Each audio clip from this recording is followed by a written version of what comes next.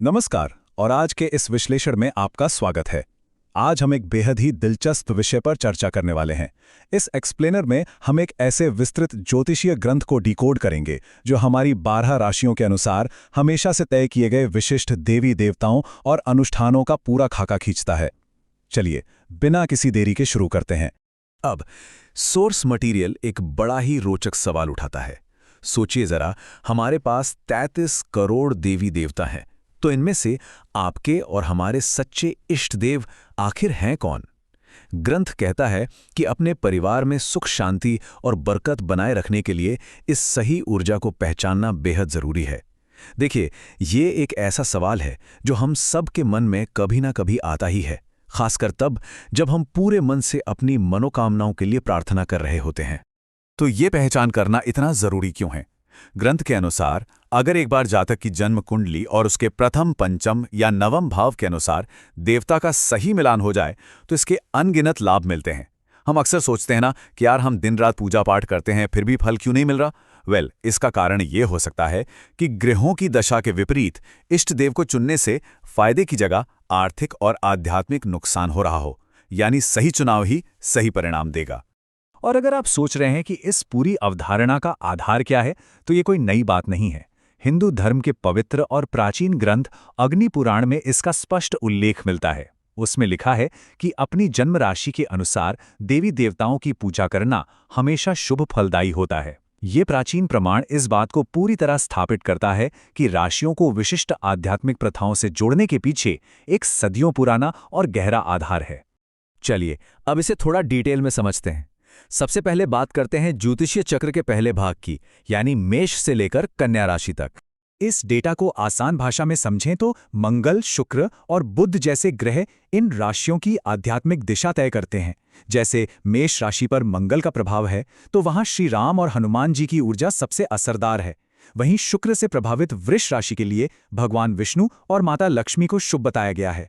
और अगर बात करें बुध से जुड़ी मिथुन राशि की, तो वहां भगवान गणेश एक मुख्य देवता के रूप में उभरते हैं, जिनके साथ मां दुर्गा जैसी देवियां भी जुड़ी हुई हैं। अब ग्रंथ यहां सिर्फ देवताओं के नाम नहीं बताता, बल्कि कुछ बहुत ही सटीक नियम और अनुष्ठान भी तय करता है। मेष राशि के लिए मंगलवार का उपवास आर्थिक परेशानियों को दूर करने वाला बताया गया है। लेकिन वृष राशि वालों के लिए एक बड़ा दिलचस्प नियम है। उन्हें शनिवार के दिन काले या नीले कपड़े पहनने से बचने की सलाह दी गई है। हालांकि किसी भी दोष को दूर करने के लिए पीपल के पेड़ की परिक्रमा को उनके लिए अचूक उपाय माना गया है। मिथुन राशि के जातकों के लिए ग्रंथ एक अलग ही दिशा दिखाता है।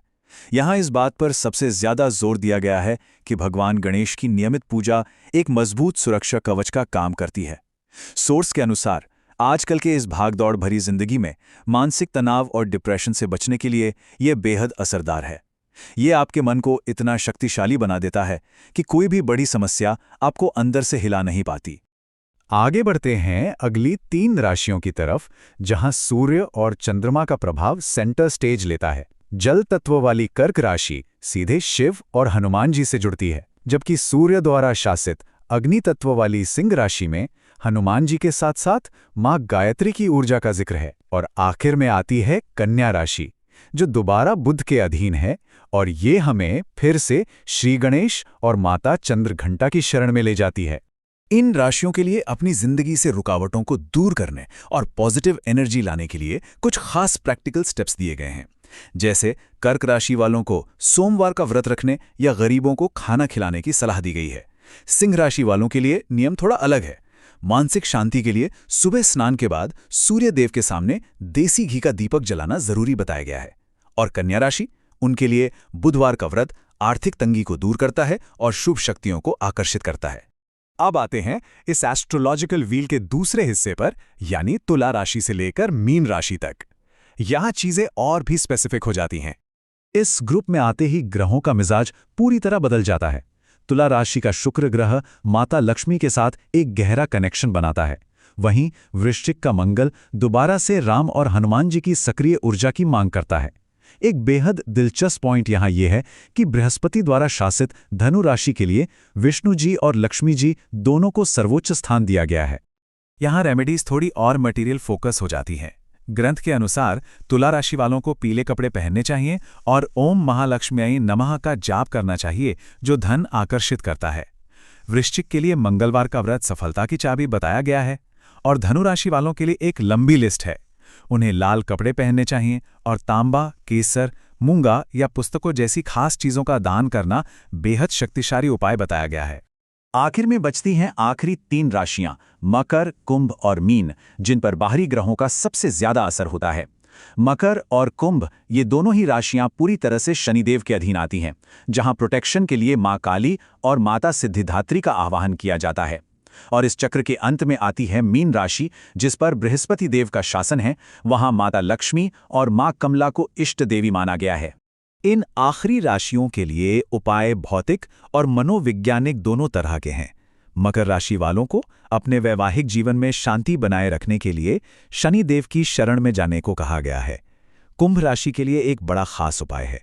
क्रोध को शांत रखने और समृद्धि लाने के लिए नीलम रत्न पहनने और रोज गणेश वंदना करने की सिफारिश की गई है। और मीन राशि के लिए ग्रंथ लाल किताब के 12वें भाव के अनुसार गुरु के घर का मिलान करने का एक थोड़ा एडवांस्ड उपाय बताता है।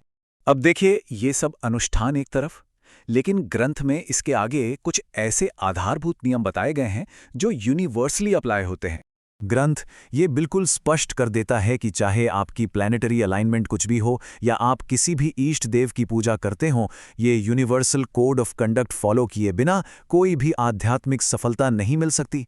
नियम बहुत सीधे हैं।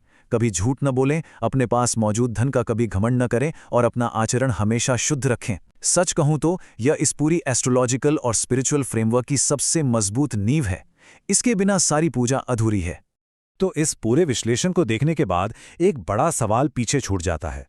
क्या प्राचीन ज्योतिषीय ढांचे की ये डीप और स्ट्रक्चर्ड बातें आज के इस आधुनिक दौर में हमारी आध्यात्मिक और मानसिक दिनचर्या को एक नया आकार दे सकती हैं?